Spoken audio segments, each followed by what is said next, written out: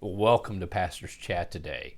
Well, it's obvious I'm back in my office here in Troutville, Virginia, at Rainbow Forest Baptist Church. It's always good to be in a very familiar place and reading and sharing God's Word. Today we're continuing to look at Romans chapter 12.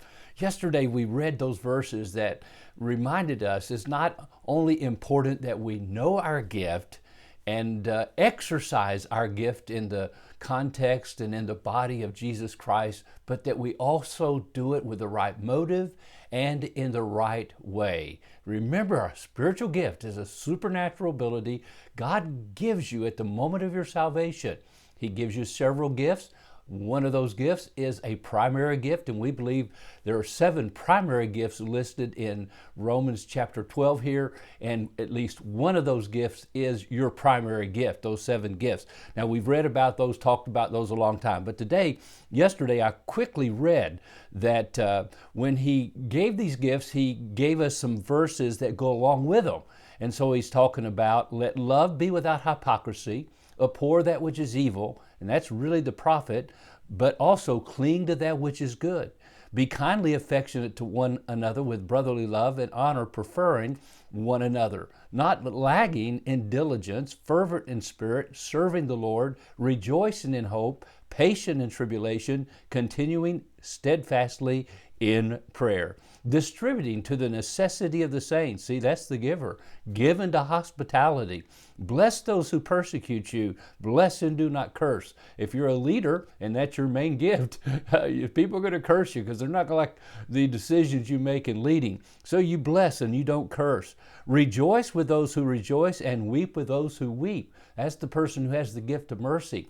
He rejoices with those who rejoice and weeps with those who weep. I've often been amazed as a pastor that we get to exercise the gift of mercy. We go to the hospital, somebody is hurting, and somebody is going through a difficult time. Somebody passes, and we weep with those who weep. We go down the hallway, and somebody in the church, they just had a newborn baby, and they're rejoicing, and they're excited about this new life. And I rejoice with those who rejoice. And so we get the opportunity to do that in a few moments sometimes. And then he says, and this is so important in verse 16, be of the same mind one toward another. Do not set your mind on high things, but associate with the humble. Do not be wise in your own opinion. Now remember, he started out this whole section of relationship with others is not to think of yourself more highly than you ought to think. And he's kind of finishing it with that. So no matter what your gift is, how you're exercising that gift, how you're being a blessing to others, how God is using you, be careful. I love what Dr. Falwell told us years ago in Bible school, actually 50 years ago when we went to Liberty in 1971, Lynchburg Baptist College. He said, if someone compliments you and says something good about you, he said, smile at them, say thank you. He said, but then you think you don't deserve it and give God all the glory, and they don't know you like God knows you.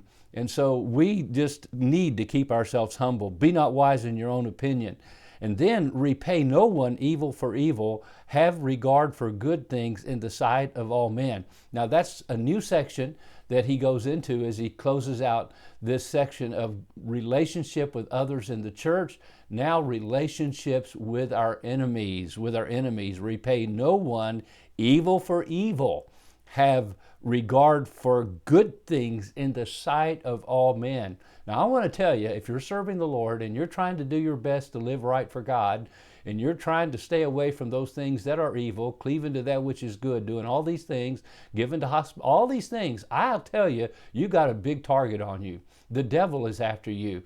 And I'm going to tell you, he shows up sometimes in people, and they will try to hurt you, bring you down, discourage you, and you're to return good for evil. That's what he says here. Repay no one evil for evil. Have regard for good things in the sight of all men. No matter what happens, you keep doing what's right.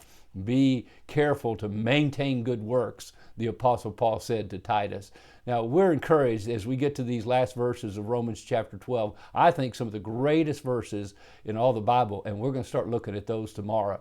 God bless you. Have a wonderful day. Live for Jesus. Use your gift for His glory, but do it with the right motive and in the right way. God bless.